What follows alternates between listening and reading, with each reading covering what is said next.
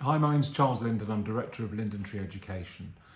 And for 26 years, I've run an organisation with my wife and with our team of psychologists and psychotherapists, offering people real recovery from anxiety. Now, let me tell you a little bit about myself to start with. And I want this to be very heartfelt and off the cuff, so I'm doing this unscripted so that you really get a sense of what we're about. Because there's so much misapprehension about mental health and especially around anxiety conditions. And I really want you to be clear and understand completely what it is I experienced for 22 years and what it is that you're experiencing now, because it's absolutely vital that you aren't misled by very misleading science and by practice models that shouldn't be addressing what it is you're experiencing. And the only reason you're suffering now, if you've had any treatments, any sort of treatment, is because the treatments weren't designed to work. And I'll explain that in a second. I suffered from generalised anxiety from the age of 4 years old. I started with a form of eating disorder as well as a emetophobia, which is fear of vomiting. I had fear of choking, and that sort of escalated into full-blown anxiety. I had many thousands of panic attacks during my school years between the ages of 4 and 18, when I did my A-levels and left school and went off to work. I eventually ended up at university age 24, and I'd been out in Germany for a few years, came back to the UK, having saved a little bit of money to put myself through university, and I did a 3-year degree course at the University of Wolverhampton, and eventually got my degree by hook or by crook, because I only attended a handful of times because of my anxiety. I had very understanding lecturers at the university who really understood what it was I was going through. But just going back to my childhood, you know, my anxiety was high level. It was unbelievably influential. And although I played rugby and I rowed and I did all right academically, I've always felt that I had more to give, but it was always being held back by the anxiety condition. And it was pretty extreme. There was a time when I was taking medication when I was at school, antidepressants back then, to control my high level anxiety, but it didn't work. And I justified my existence by being sporty, by doing strength training and running, a lot of it to control the adrenal response so that my adrenaline was at a lower level. But most nights I'd lie in bed and I'd have sleepless night after sleepless night, and I would just be lying there thinking, why me? Why am I experiencing this? And so few other people that I could talk to had ever experienced anything like it. None of my peers at school had anxiety, or not that I could see, and certainly if I ever mentioned it to any of them, they'd say, no, I have no idea what you're talking about. Within my school, it didn't seem like anybody suffered except me. And so I felt very alone. And obviously at that time, the mental health fraternity would lead you down a pathway to medication and to psychology and psychiatry. And that was it. There was nothing else. There was no mention of mental health in society. There was nothing at school. There was no support. There was no understanding of what it was that people were suffering from. And although now there is more support, in inverted commas, and there is more conversation around mental health, people think that when a lot of people say, I suffer with mental health. And I always go, well, that's good. I go, what do you mean that's good? What you mean is you suffer with mental ill health.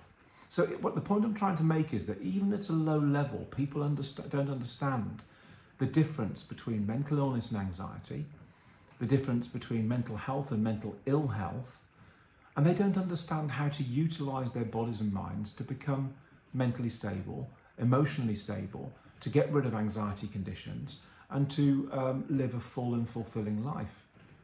The science just isn't used. And within mental health treatments, the main line of treatment obviously is either medication or some kind of talking therapy, which is usually a CBT-based therapy, which they call evidence-based therapy. But psychology is an area of theoretical study. Clinical psychology, they say, is the use of psychology in a clinical setting. But like I said, psychology isn't a science. Psychology is an area of study. It's about theorizing about why people think this and why people do that as a result of thoughts. But it isn't about the true science of the way that the thoughts are created and the way that the mind creates emotions and other responses that are responsible for stress and anxiety conditions. the worlds of science don't meet up. You know, there's endocrinology, there's physiology, there's cardiology, there's neurology, and all of these areas of study and theorizing never meet to create a consensus on what these conditions are. So when I was around 26, being, you know, the kind of person who just researches things to death and tries to understand absolutely everything, for a variety of reasons, I'm like that. My creative mind fuels that to a large extent.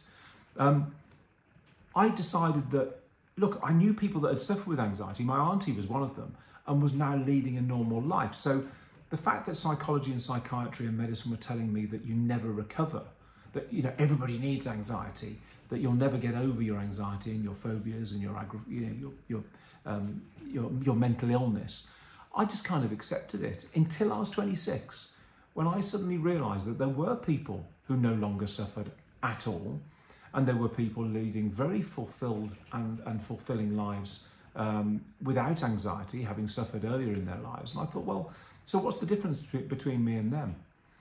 And over a short period of time, the realisation hit me that the reason I hadn't recovered was because I was doing the things that psychology, psychiatry and medicine were telling me to do, and that was perpetuating the problem.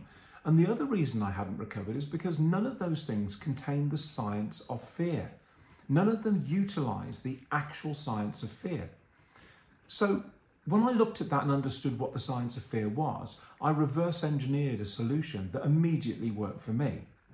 Now, it just so happens that this solution isn't my solution, it's the solution, in the same way as eating is the solution to hunger. It's totally indisputable science that isn't used in mental health. So immediately I started to look at what was used in mental health and what we could do to provide something to people suffering with anxiety conditions, which is what I call anxiety disorders, because they're fear disorders, not anxiety disorders. They're disorders of the emotion of fear. And an emotion is a strange word in itself, because emotion gives rise to, when somebody says, oh, they're emotional, it usually means they cry a lot, or they, you know, even that they laugh a lot, or that they are very sort of very free with their emotional outpourings. But the thing is, emotions are a very specific thing. They're created in the synapses of the brain in order to give us and other people a sense of what we are feeling. So when we laugh, other people can see that we're happy and they respond. We feel happy, and our response allows other people to communicate our emotional state in society. So it's a very useful tool. When you look angry, you're angry. When you look sad, you're sad, etc. So it's not so much, it doesn't serve a purpose other than as a communication tool. Yeah, and also the other purpose it serves is that when something makes us feel nice, we do more of it. So, for example, exercise releases endorphins, and it feels nice when you have endorphin hits. So you do more exercise, and that's your body and brain, through evolution, it's been designed that way, saying to you, the more I do of this, the better I'm going to feel.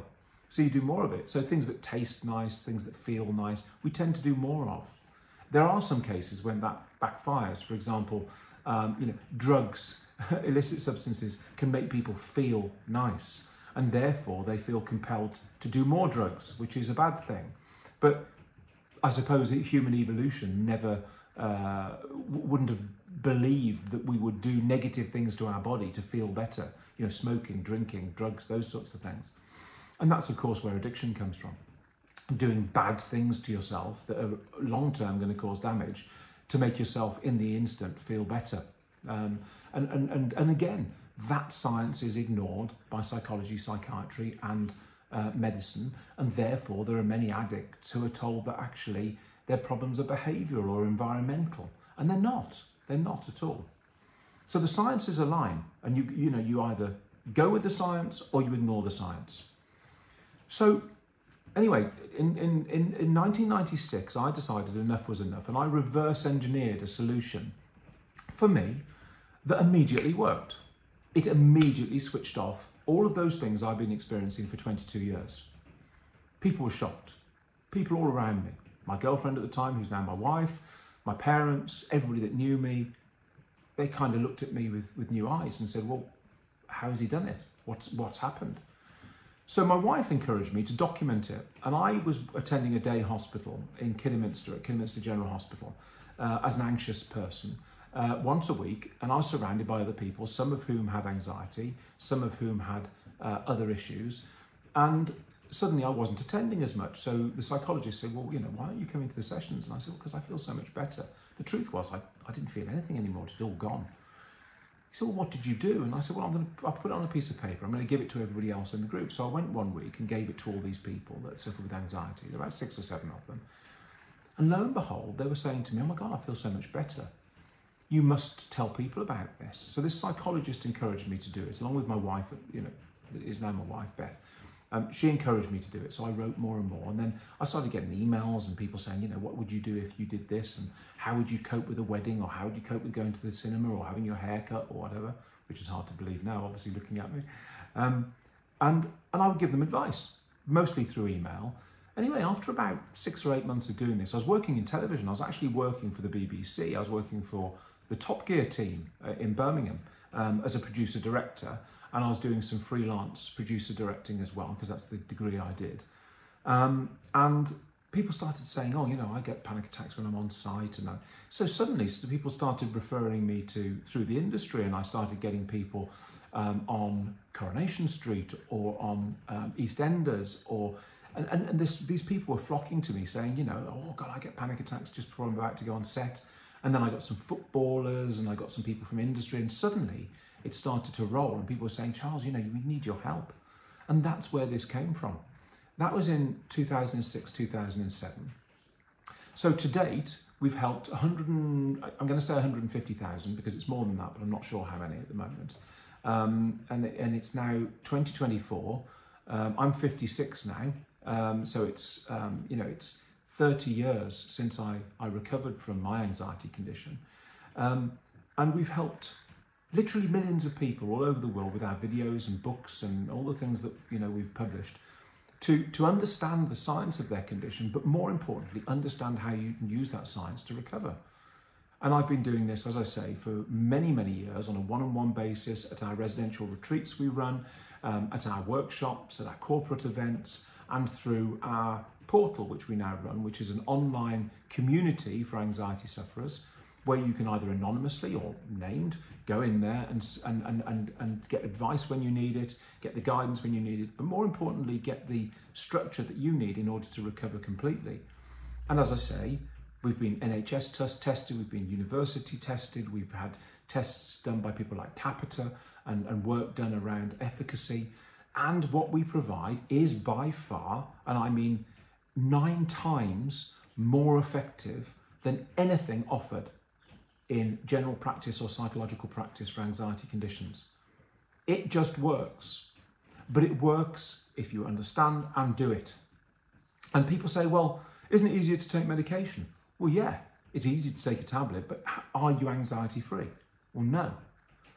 And I've got the side effects of the medication. Isn't it just easier to do some relaxation?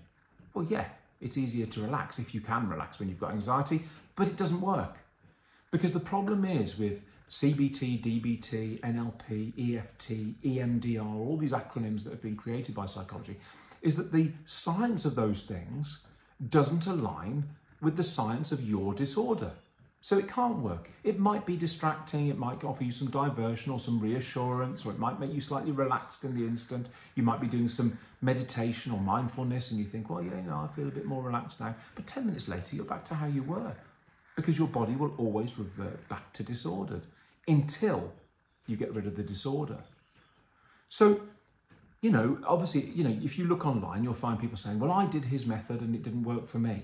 No, you didn't work for it. It's like anything in life. If you don't do it, it doesn't work. Or if you're not suffering from anxiety, it won't work. If you've got anxiety, panic disorder, agoraphobia, monophobia, health anxiety, eating disorders, if you're having self-harm, if you've got PURO, HOCD, ROCD, POCD, if you're having intrusive thoughts, inappropriate thoughts, if you're thinking things about hurting people or things that go against your sexuality or your gender, if you're having, you know, if that is anxiety-related thought, and there's an easy way of finding out, we've got a diagnostic tool we can use within the portal to help you to do that.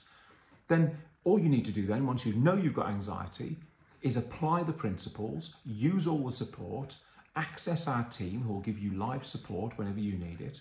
Come to my webinars on a Monday and ask me questions and I'll answer them live about any aspect of what it is you're experiencing, and you will recover.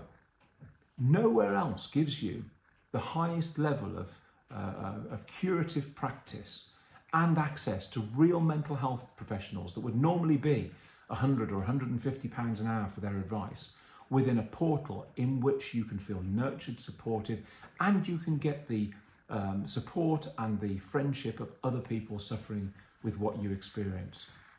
You get that in our portal. Over the last 26 years, we have refined what we do to a fine art. So if you come in and you say to us, Charles and team, I've got a lump in my throat, we'll not only tell you how the lump is formed, what the lump is, why you're experiencing the lump at certain times, why it's perpetuated, in other words, why it's happening all the time. We'll explain what in your physiology creates the feeling of the lump, why it's been activated to create the feeling of the lump, and more importantly, how to get rid of the lump. If you say to me, Charles, I've got anxiety and my periods have stopped, or Charles, I've got anxiety and I can't get pregnant, I'm having trouble conceiving, or Charles, I've got anxiety and I feel massively aggressive and my relationships have broken down. Or if you say, Charles, I've got palpitations, I've got heart pain, I've got numbness in my hands and feet, I feel numb down the side of my face, I feel like I'm dribbling, I feel like I've got Bell's palsy, or my eyes are blurred, or my ears are ringing, or I can hear funny noises, or my perception's off and I feel dizzy and giddy, or I'm trying to go through all the things that people say to us on a regular basis. Whatever you throw at me in terms of anything you're experiencing within your body, we will tell you, A, whether it's anxiety related, B, how it's anxiety related, C, how it's formed in your body, in other words, what is the science behind what you're experiencing, and D, how to get rid of it. That's what we do, because we use real science to create real recovery. And it can't fail, guys. I mean, it just can't fail, because it's the truth about recovery. And like I say, we have thousands of testimonials, videos and Facebook comments and comments all over social media of people who've recovered. Will you find people that say, I used it and it didn't work? Of course you will. Why? Because they didn't follow it. And the thing is, most of those people, it's because they've been handed, one of our TLM manuals, and it's just 10% of what it should be. And they've read it and gone, oh, I can't see how this is going to work. And then the next thing is, they're on social media saying, I've used it and it didn't work. Well, you've read the book. You haven't seen the videos, you haven't seen the instruction, you haven't spoken to the staff. And therein lies the problem. There's a massive misconception about what this is about. What we do falls within NICE guidelines in the UK. Now, NICE is the other clinical excellence people. So their guidelines tell you best practice. We fall within those guidelines in CG 113, which is the part that deals with anxiety-related conditions. We form, psychoeducation is a solid part of the step care model within the NHS care system. We have psychologists and psychiatrists and doctors and nurses using our programs every day, both for themselves and for the people that they care for. Well, Charles, then in that case, if it's so incredible, why haven't I heard about it before? Why aren't you on every television channel? Why aren't you working for the NHS?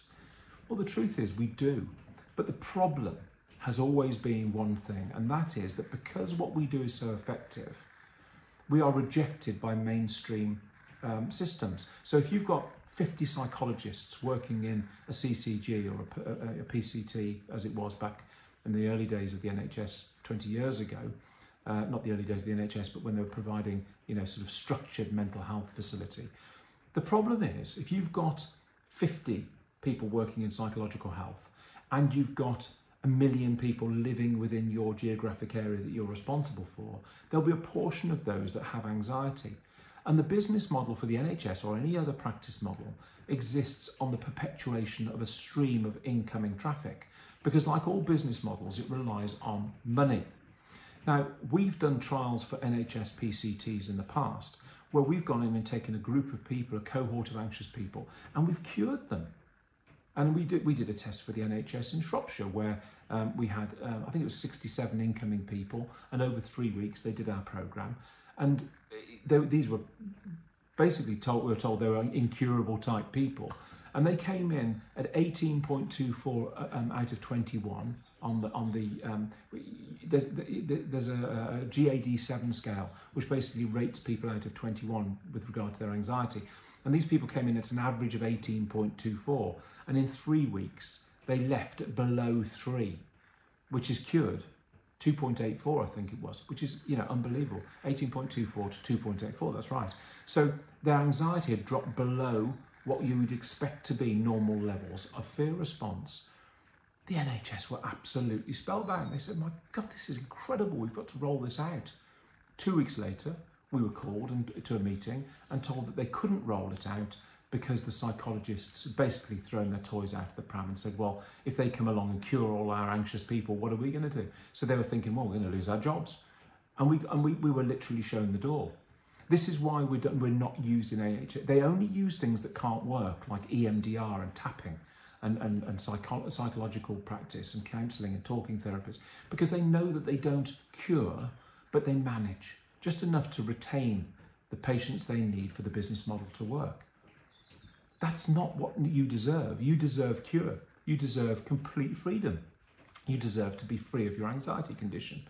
And that's what we do. And that's why we've got pages and pages and pages of thousands of testimonials from our ex-clients. Because what we do follows science and works, and that's what I want for you. So this video was just by way of explaining who I am, who my team is, so that you really understand who we are, rather than listen to rumour and stupid comments from people who really don't know us at all, or don't understand what we do and just want to criticise my bald head or whatever it is they decide to do. But we are a real organisation, real people there for you. And everybody I employ has suffered from an anxiety condition. So they know how you feel and they know what to do about it. And that's why we exist. So if you want to recover, just try us out. Just test it. See what you think. Understand what you're getting.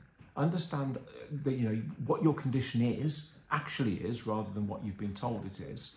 And I promise you, you're going to feel a lot better very, very soon. Yeah? Okay, take care. Thanks for listening to me. Bye-bye.